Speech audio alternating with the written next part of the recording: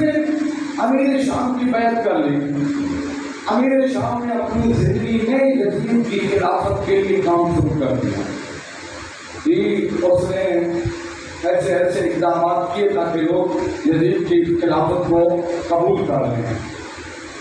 اور جب اس امیر شام کے دنیا سے چلے، البتہ ابھی امیر شام موجود تھا. عبداللہ ابن عمر اس کو جب پتہ چلا کہ وہ یزید کی بیعت کرنے والے اس نے مخالفت کی.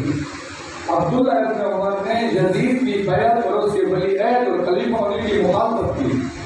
کہتے ہیں میں نے خود روایت پڑھا ہے عبداللہ ابن عمر کے بارے میں بات ہو رہی ہے باپ بیٹے کے درمیان. یہ ان کے درمیان بات ہو رہی ہے کہ یہ مخالفت کر رہا ہے. تو بڑا چالاک تھا، بہت سمجھدار تھا امیر شام.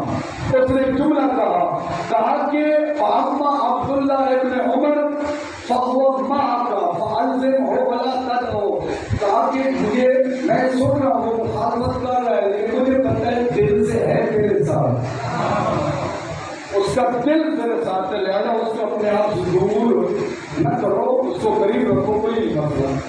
میرا پھر وہی ہوا امیر شام کے مر جانے کے بعد جب یہ یزید خلیفہ بنا تو اس نے یزید کی بیعت کی. آپ اندازہ کیجیے بندے کا نصیب کیسے بگڑ جاتا ہے. یہ بندہ میں اس وجہ سے دعا کیا کرتا ہوں اور اپنے علماء اور طلباء سے گزارش کیا کرتا ہوں یہ دعا ضرور مانگا کرو کہ ہمارا خاتمہ ایمان پر ہو. حضرت امام جعفر صادق علیہ السلام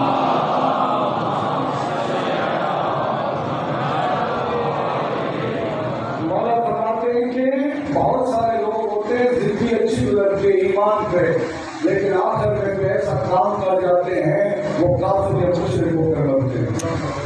یہی بندے کا خاتمہ ایمان پہ ہونا چاہیے. بہرحال یزید کی بیعت کر لی اس عبداللہ ابن عمر